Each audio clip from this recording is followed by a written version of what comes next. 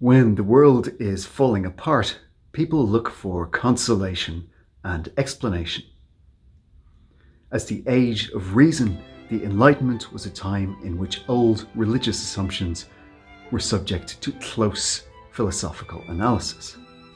Pangloss was professor of metaphysico-theological cosmolo-negology. He proved admirably that there is no effect without a cause, and that in this best of all possible worlds, the Baron's castle was the most magnificent of castles, and his lady the best of all possible baronesses.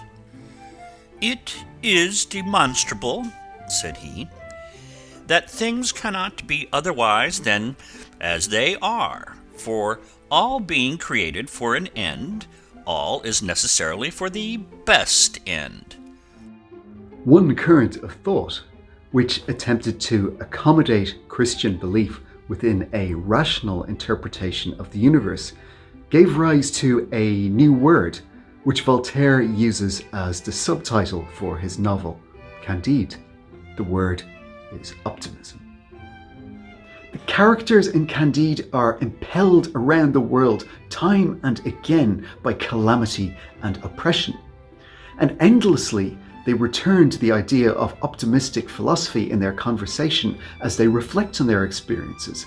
They're trying to reconcile what has happened to them with their belief in a benevolent universe. But as it turns out in this book, people seem to be motivated more by vanity and lust than they are by any philosophical ideas. At its heart, Candide is a satire of optimistic philosophy. It's also a kind of burlesque which makes fun of the conventions of other novels. It also has in its sights religion and authority figures. The great critic Northrop Frye has a study of kinds of satire, and using his ideas we can classify Candide in different ways. We see it, for instance, under Frye's schematic as a satire which uses events to show the futility of philosophical systems which have been devised abstractly, which is to say they've been made up without real-world applications, and for that reason they are irrelevant to life. Candide also requires the readers to recognize their own world at work in the world of the novel, that they can see that their own institutions are being portrayed and ridiculed.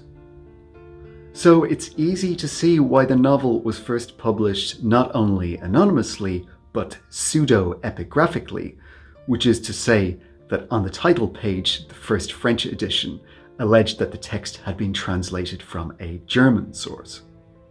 Unsurprisingly, given the amount of fun it pokes at various religious orders, Candide was banned on the instructions of the Catholic Church very soon after its publication. Nonetheless, though, in 1759 alone, Candide sold tens of thousands of copies. Someone else wrote a sequel. To say more about the man who wrote under the pseudonym Voltaire, I'll start off with how he positioned himself in relation to religion and philosophy, which are so often the objects of Voltaire's mockery in Candide. He saw himself as offering an alternative to those two. Voltaire wasn't a philosopher, but a philosophe, a new term, an Enlightenment term for a writer who popularized Enlightenment ideas such as reason, empiricism, and tolerance. He felt that the author had a social role.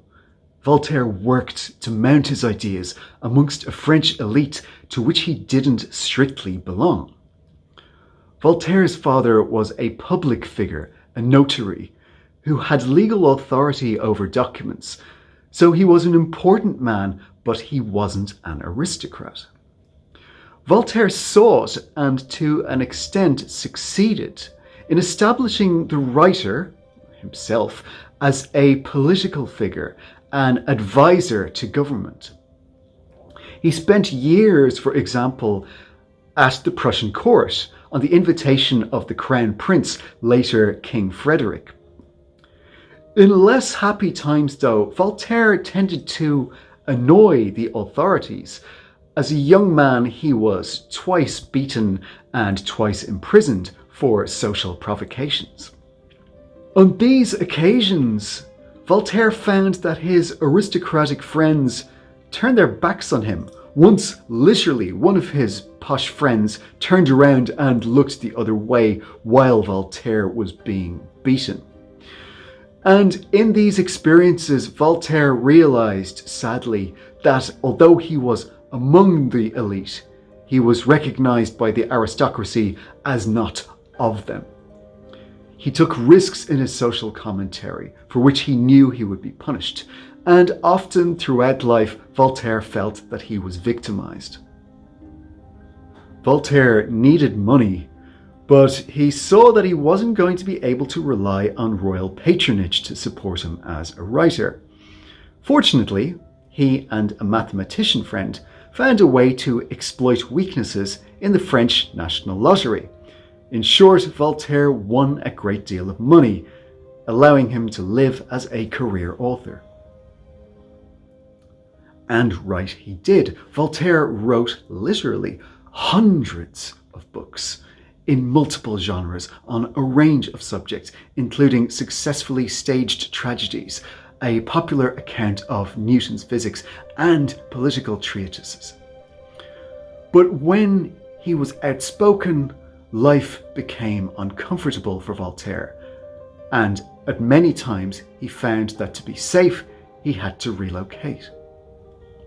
In comic, exaggerated fashion, Candide emulates Voltaire's own travels, which included England, where he became friendly with Jonathan Swift and Alexander Pope, and Lisbon, where he did survive an earthquake, as also befalls our hero in the novel.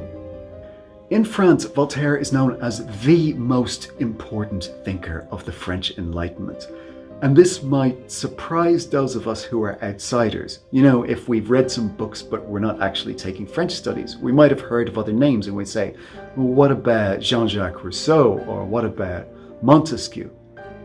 Well, those two did write extremely important works, but Voltaire wrote so much more. He shaped his age at the time. And probably because of the immediate relevance of many of Voltaire's works to contemporary politics, their reputation has suffered in posterity or hindsight. They seem less useful to later readers or to foreigners. But in France, Voltaire's reputation has endured as the very emblem of reason, the enemy of dogmatism, tyranny, and fanaticism.